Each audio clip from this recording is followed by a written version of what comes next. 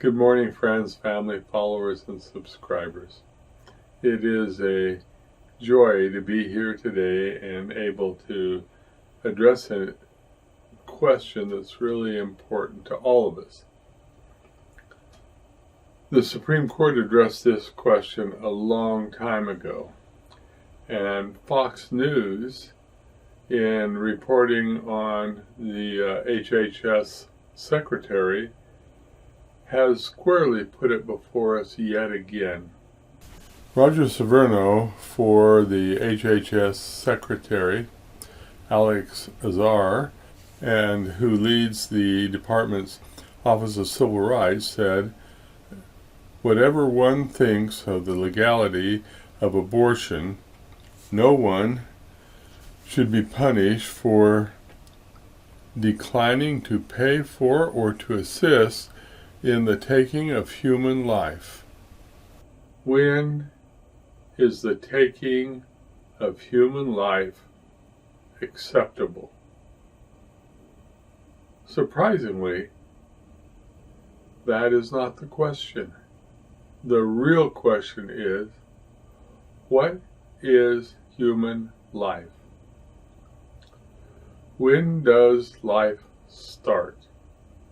And of course, there's a philosophy from the ancient philosophers coming forward to the current state of whatever that may be in the scientific community.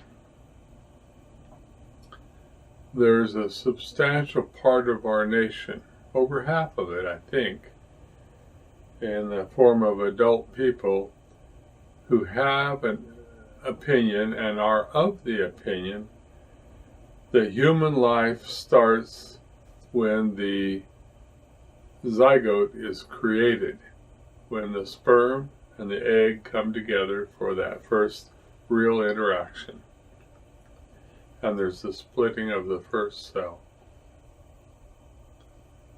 The Supreme Court addressed this some years ago in Roe v. Wade and did what's called judicial legislation, the one thing you would expect the court to not do. We have the terrible decision of the Dred Scott case, wherein people today, we say, of color, and of course I'm offended by that, but nonetheless, people of color were inferior. They were subhuman. We know that's not true. We know there's only one species, human species, and we're all part of the genotype that makes that up, and the difference in the genotype is less than 0.02%. So go figure. When is that zygote, at what level, or when does that zygote become a human being? And the Supreme Court basically said by the end of the second trimester, at 6 months.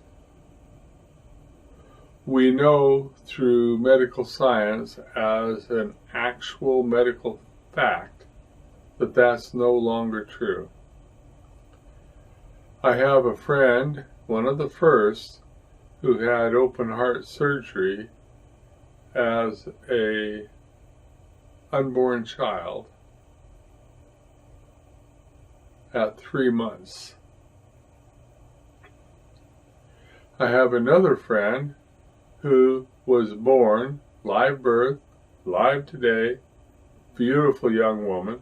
Well, young's a relative term anymore. But anyway,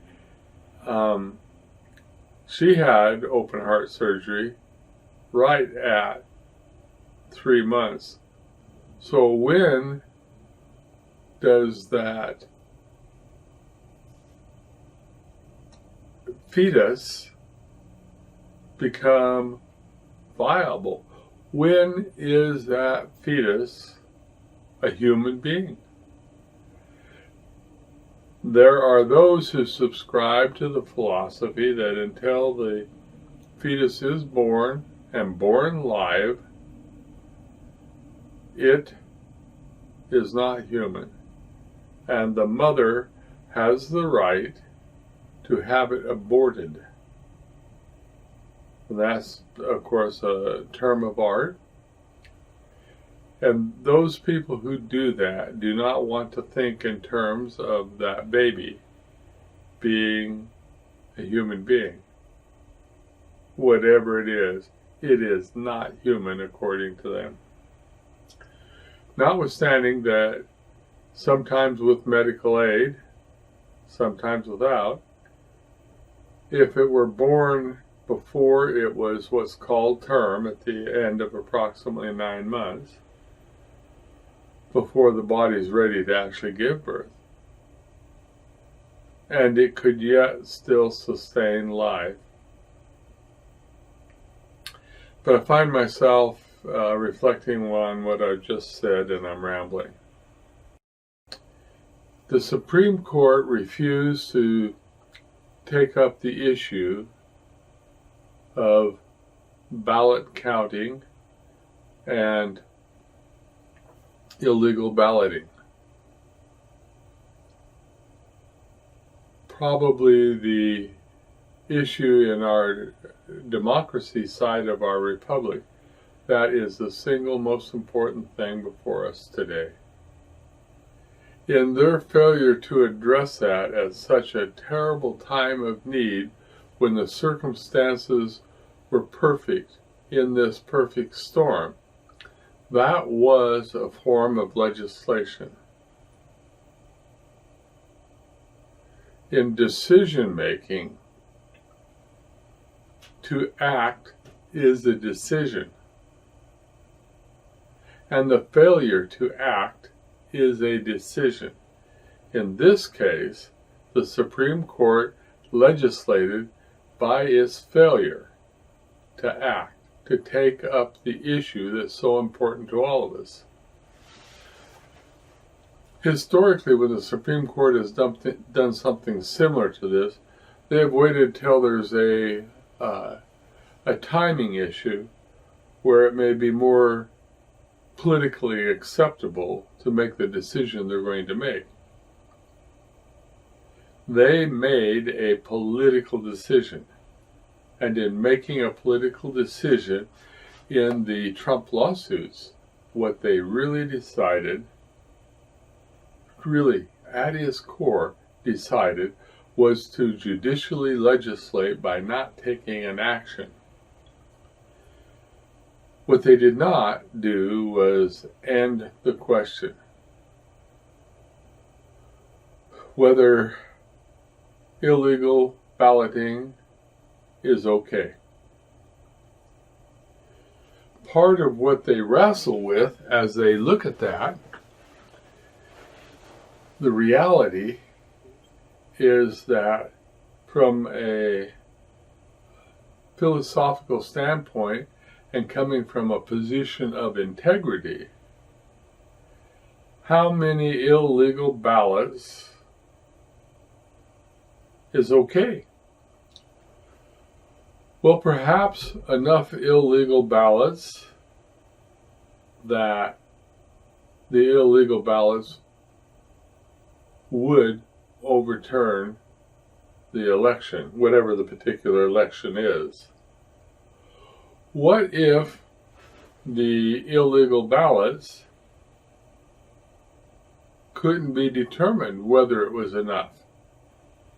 Should those illegal ballots then be analyzed and thrown out to make that determination?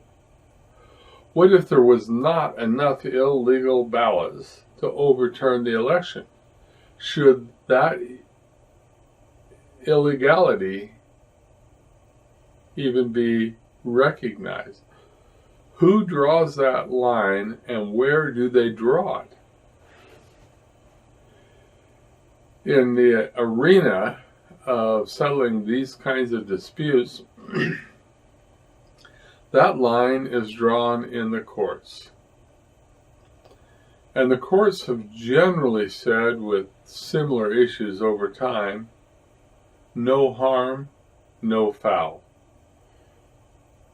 But that's not true when you deal with the fundamental principle of democracy. When there is harm and you allow that harm, to what level is that harm going to grow? The Supreme Court could have come out and said some things that would have been logical, scientifically acceptable, if they'd taken up the case. Why didn't they?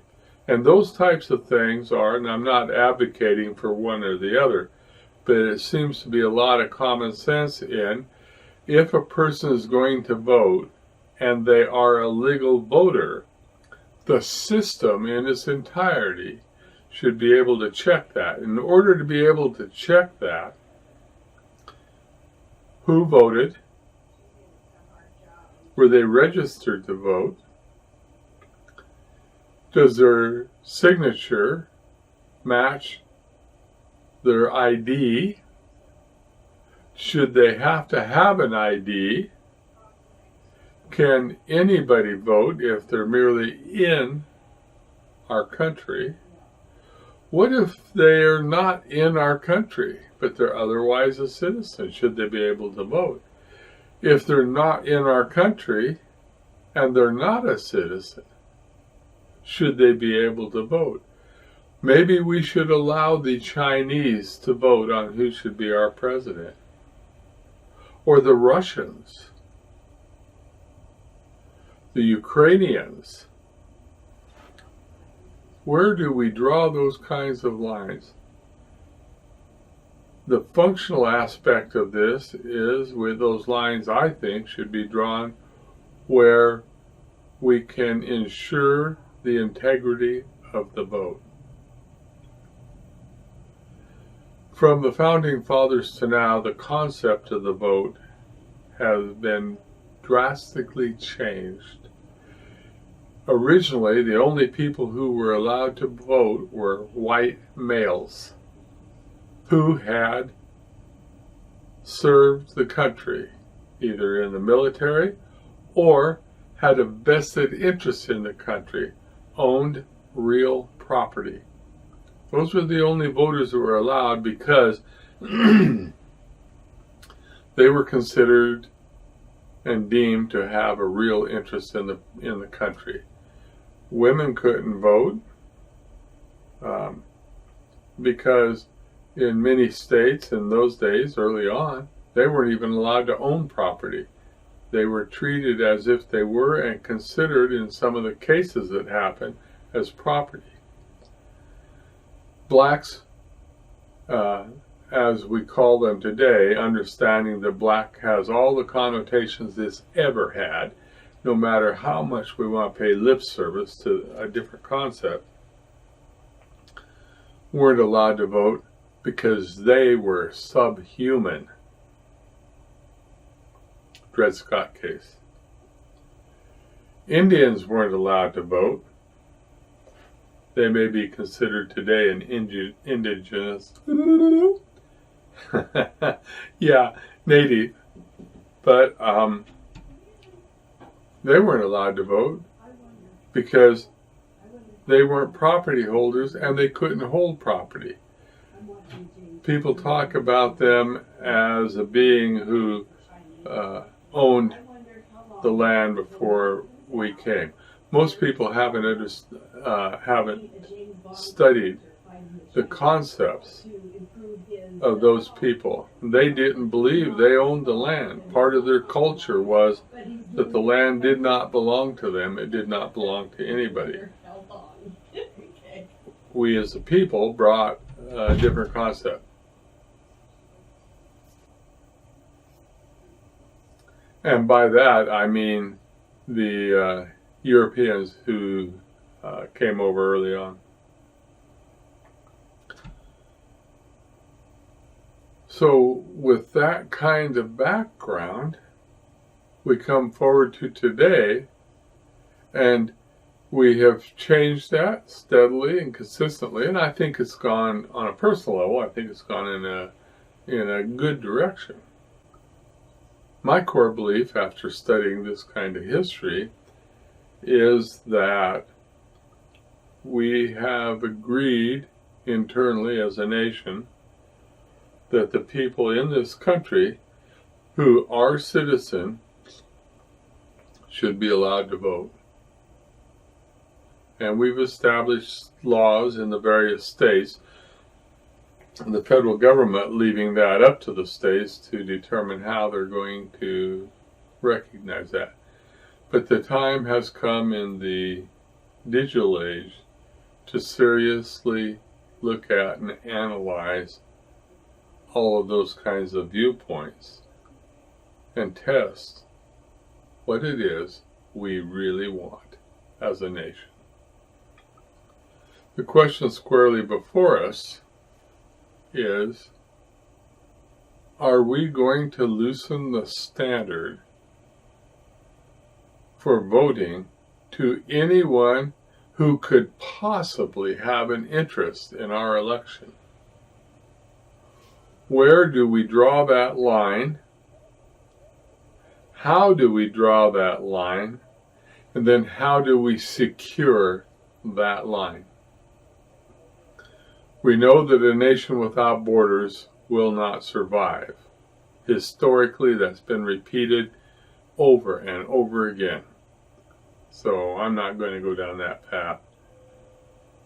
We know that nations with borders will not survive if they do not secure their borders. Again, historically, proven as a matter of process over and over again. Not going to go down that path. If you who are listening to this are so damn dumb that you can't accept that, and you haven't studied history, then surely history will repeat itself. I had an amazing amount of support grow on me for President Trump.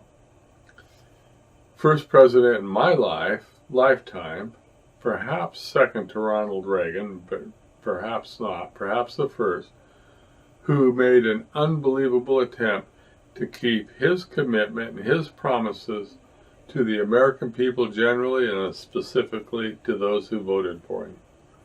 He was up against an amazing political machine, the swamp, politicians who by definition are liars, who work for themselves first, their family second, and maybe the people they represent.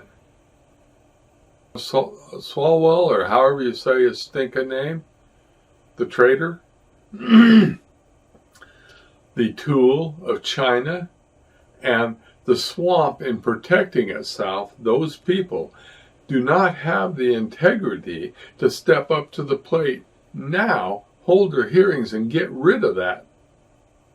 In my world, he's a traitor. But now I'm starting to turn into a rant.